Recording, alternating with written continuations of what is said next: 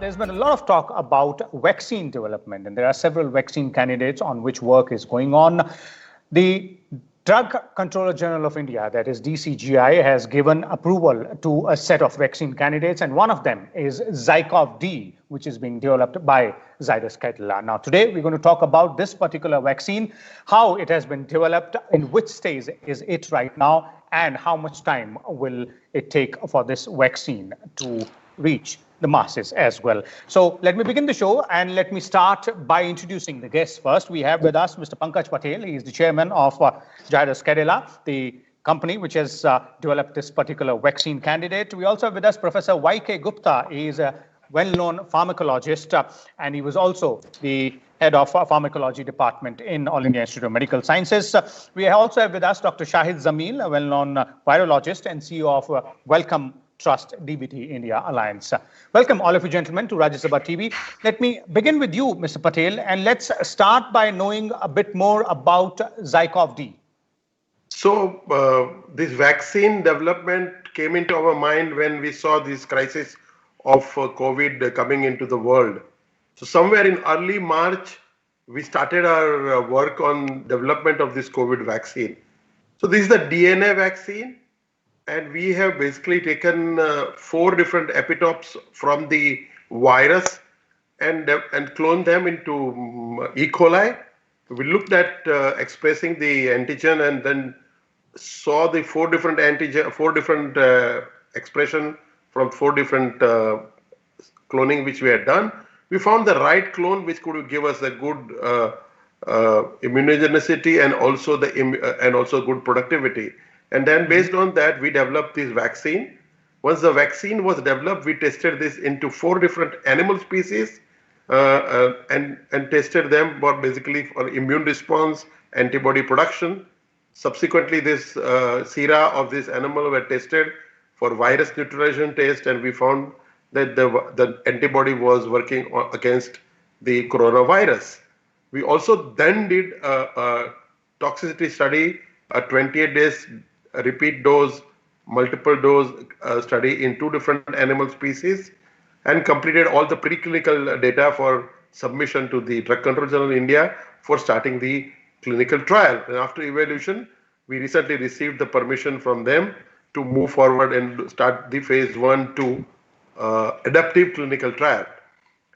We are now getting ready to start the clinical trial soon.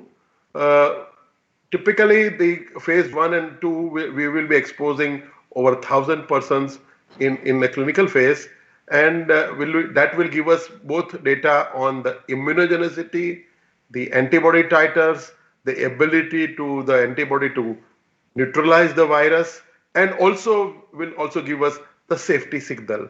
Based on this data, the Data Safety Committee will review that. Also, the regulator will review that. And based on that, we will decide to move into phase 3 if at that stage. Typically, we expect that the phase 1/2 should be completed within 3 months from now. Okay. So that's where we are today. We are still at just beginning our clinical study. We will have to see the clinical results. And as we move forward in clinical trial and find the clinical result, we will be able to tell more. At this moment, because of the animal data, we are highly encouraged to move into clinical phase. Okay, so animal trials have been, highly successful, as you're pointing out, and we'll have to wait for at least 3 months before these 2 phases of human clinical trials are over, before we get to know as to the potency of this particular vaccine candidate. Let me now bring in Dr. Shahid Zamil here and Professor Y.K. Gupta as well. Dr. Zamil, you first on this particular vaccine and the details which have been shared by Mr. Patel here in terms of how this was developed and the way it has moved ahead.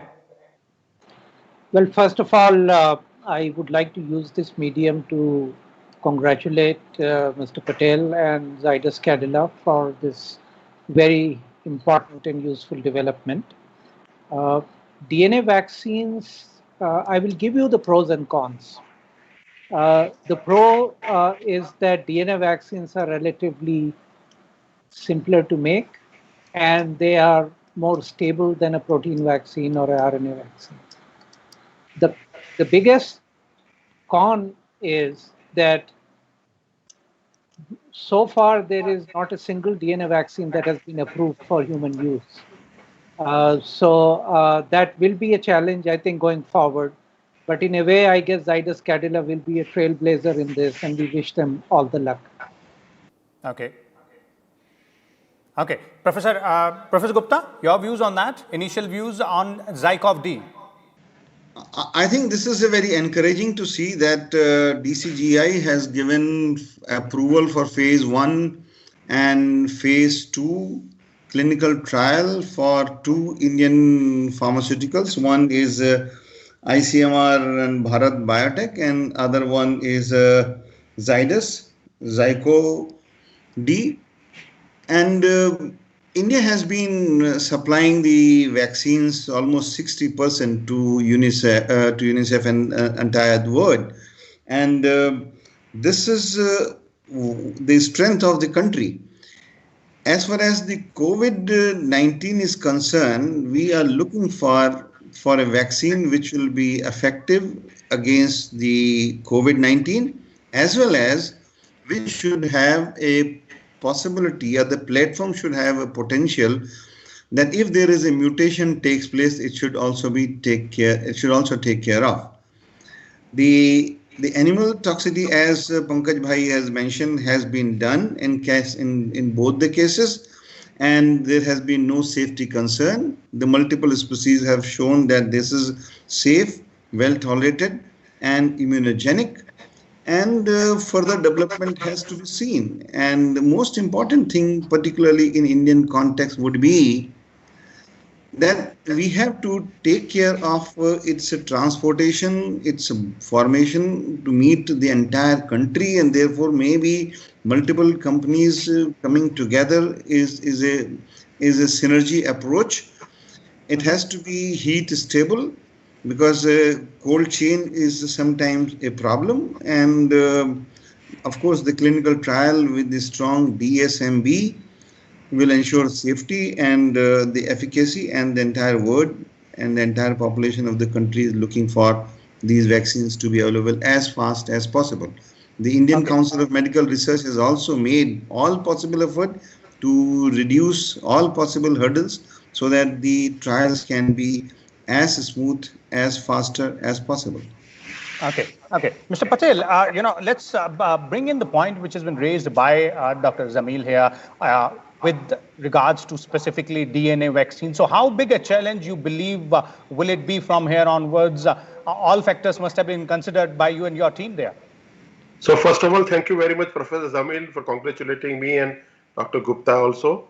I think it's true that there is not a single DNA vaccine yet approved in the world. However, if you look at the WHO guidelines and also the US FDA guidelines, they have been clearly stated in their guidelines that DNA vaccines are safe. Because what happened is earlier time, when the SARS virus was here and the MERS virus was here, the DNA vaccines were developed, and then DNA vaccine was then moved up to phase 2. Fortunately for all of us, these problem went away, and that's why it never reached to a stage where we had a full-fledged vaccine. So given that there is a reasonable data available in public domain by different researchers across the world of use of DNA vaccine, the DNA vaccine has two advantages. First is it is stable. It is stable, so it can be transported very easily, particularly in a country like India, number one. Number two, it doesn't use adjuvant. So as a result, typical problem which people get because of pain after the injections and things like that would be definitely much lower. The third is, and very important, which Professor Gupta raised the issue, is about the virus getting mutated. Since this is a recombinant vaccine, and once the platform is established, if there are tomorrow going to be a mutation of the virus, we should be able to move very quickly to bring in a follow-on vaccine in a very, very short period. Because that typically happens into a virus vaccine. For example, in flu, every year the flu virus keep on changing, and we produce flu vaccine in India, and every year we have a different flu strain because of the fact that the virus has mutated, and we always bring out newer vaccine every year with that, because the platform is established, safety is established. Now what you need is certain data to be generated to have the vaccine on the market, which is a global practice. And I think if that is, I hope the mutation problem do not come, but if that come, we believe that we have capability to do so. The last point which I see as an advantage is this is produced in a normal vaccine manufacturing facility. So we do not require a BSA class 3 facility to produce this vaccine. So more than one companies in India and outside India can produce the vaccine. And finally, some of the vaccines which are currently in the world in an advanced stage of clinical development are also DNA vaccine. So by the time our vaccine reaches to that stage, there will be global data available about whether the DNA vaccine should be used or not used. Okay. So I think that broadly. Dr. Zamil, your views on that in terms of DNA vaccine aspect, which you were talking about earlier. Mr. Patel seems to have clarified there, and also the fact that there is a lot of work which has been done on DNA vaccines earlier also. No, I agree with him, and I must qualify my earlier statement to say that while there are no approvals for DNA vaccines in humans, DNA vaccines have been approved for animal use, for veterinary use. So there is definitely experience of that. Since there is very little published on the COVID DNA vaccine so far, there are obviously questions as far as how long the immune response will last, what is the strength of the immune response. And I think those are questions that will be there for any vaccine at this point. And, we will look forward to good data on this. And as Pankaj Bhai just said, there are other vaccines. For example, the Inovio vaccine, I think, is the one that has moved into phase 2 already in US. So there will be global data, and we'll look forward to good news and good data from here as well. Okay, definitely. It'll be all based on the data, and the data will come in as and when the phases of human trials proceed. Let me bring you again, Mr. Patel, and this time on the aspect which Professor Gupta also pointed out in his initial comment, and all of us know that India has now emerged as one of a significant vaccine manufacturing hubs, and your company is at the cornerstone of it. In fact, we saw during swine flu pandemic as well in way back in 2010 that your company came up with a particular vaccine. So how easy or how difficult it is with the vaccine manufacturing ecosystem in India here? So I think very important, I think Professor Gupta just mentioned that India supplies to UNICEF and the world more than 60% of the global requirement of the vaccine. So I think over a period, there are a number of manufacturers of vaccine in India who have capability to produce vaccine. We have the capacity, plants, and trained manpower to produce vaccine. We also understand the vaccine science very well. Both our regulators know it very well, and also the industry knows very well. So I think India is poised to be making vaccines, and I think that's what ultimately is going to happen. It's not only that maybe there is another vaccine which might be great vaccine and that could be approved, but it will ultimately come to India for production, because the fact is the capacity to produce lies in India, and that's why India has a very important role to play as far as COVID vaccine is concerned. Okay. One important aspect here, Dr. Zamil, since you spoke about the basic questions which everybody will be looking for answers to, is how long will the effect of the vaccine will be? So what's the ideal timeline which we might be looking at here in terms of vaccine candidates which are being developed vis-a-vis their effects? Well, vaccines have to be tested for at least, they should show immunogenicity, they should show neutralizing ability for at least a few months, if not years. But it's very hard to predict at this stage. If you even look at other vaccines that have been licensed, some vaccines you give it once in the lifetime, you get lifelong immunity. For others, you need a booster every 5 years. Some, like the flu vaccine, you have to take a flu shot every year. So it's very hard to predict, and it's really not a science that we understand very well. So it has to be done. And if I may say so, in COVID, we are seeing something very strange happening, that people who are asymptomatic and people who show very mild infection Mhm. uh, produce very poor quality antibodies. Only people who get severe disease produce strong antibodies. And even in those people, we don't yet know how long those antibodies will last, because many people are losing track of the fact that this disease is only a 6-month old disease. We don't really have enough time to really follow people, even those who are getting very sick. So all these are areas that are very quickly developing, and we must keep an eye on them and hope for the best. Okay. Okay. Professor Gupta, your views on that aspect? I think what you asked is a fundamental three things which I put it for vaccine.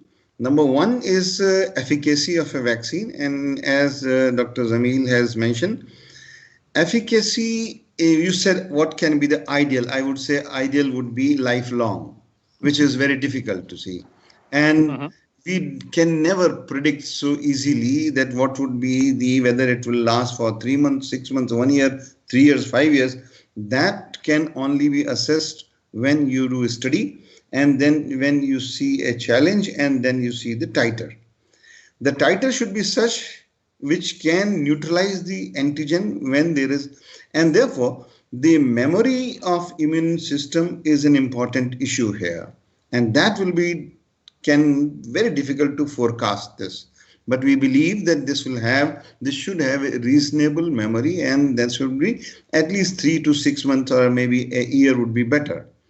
The Okay. important thing is the second important thing is the safety, and safety is has been demonstrated in all the species. In fact, both the vaccines which have been approved for phase 1 and phase 2 have been safe, but DSMB is important structure in the entire clinical trial, which will see that what is the safety during trial and post-marketing.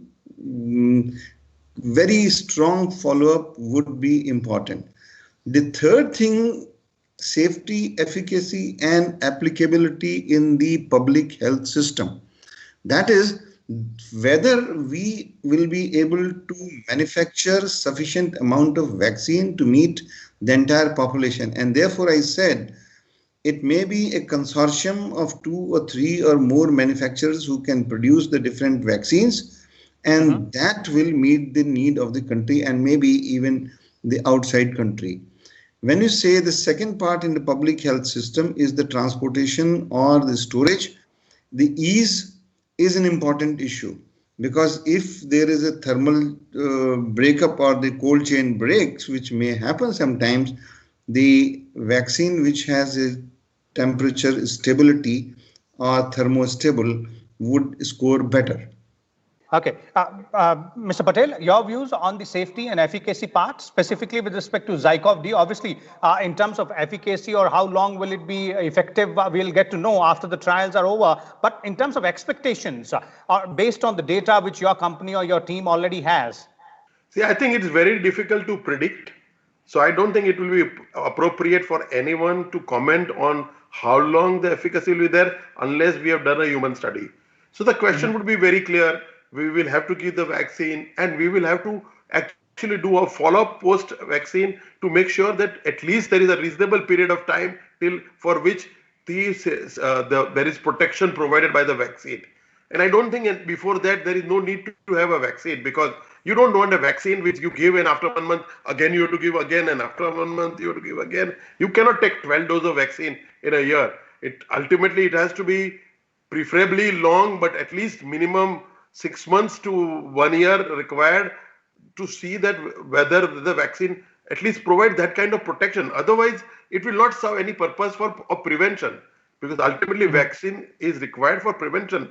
And for prevention, it is going to be very important that we have a reasonably long safety and efficacy data available. And that's why we need to do phase 2, phase 1, phase 2, and thereafter phase 3 study, follow up the people who are recruited in this study and measure and find out what actually happens, and that will tell us that. So I think it is very early for us to really start building castles, actually, in my opinion. My opinion is we are all moving on a scientific path and we'll follow, and we will only do the right science, which is good for the people of India and the world. Okay, Mr. Patel, just one more question before we bring this to an end, and that is that your company is involved in development of several other vaccine candidates as well globally. So any update on those vaccine candidates also? So these are all early stage. Still, we cannot comment on that till we have data. So it is also another approach for developing a vaccine, and with the hope that it could be a long-term vaccine, but it's still early stage. So once we have reached to a particular stage, it will be right for me to talk about it. Today we have limited scientific data, and I would not like to claim anything on that basis. Okay. Let's conclude the show with the final comments from Dr. Zamil here. Dr. Zamil, how would you sum up the journey so far in terms of the development of vaccine candidates? Because we are in a race against time in this particular case, the COVID-19 pandemic, and obviously all stakeholders involved here are doing their job perfectly well. But where are we right now? How would you place us? Let me first say that COVID vaccine development is something that this world has never seen before. At this time, we have 140 different fairly serious vaccine candidates all the way from preclinical to phase 3. About 17 or 20 are in human trials. Never in the history of humankind you have had this situation where within 6 months of a new disease emerging, you have this. So it's really a celebration of science and technology that this has happened. Let me very briefly address one point that Pankaj Bhai just talked about, and that is the efficacy. So let's say that there is his vaccine or any other vaccine shows 50% efficacy at 6 months and maybe 30% efficacy at 1 year. Is it not going to be a useful vaccine? I think in my view, it will be a useful vaccine because we are in a pandemic situation and anything that can reduce load is useful. So we should not look for a magic bullet that will simply provide sterilizing long-term immunity. We will get what we can get at this time. The situation is like that. So all the best to him, his company, and to everyone else who's making vaccines. Well, indeed, definitely wonderful work being done by the team at Zydus Cadila and other companies as well who are involved in vaccine development. Thank you so much, Mr. Pankaj Patel, Dr. Shahid Zamil, and Professor Y.K. Gupta for sharing your views with us. So this is all about the vaccine development, specifically ZyCoV-D against COVID-19. The development so far has moved into human trial, clinical trial stage, phase 1 and phase 2, which, as Mr. Patel pointed out, will take at least 3 months. And after that, there'll be phase 3 as well, when we'll get to know whether or not this particular vaccine candidate is effective and how effective in terms of timeline as well. We'll keep bringing you all the details with respect to developments on COVID-19 and India's fight against this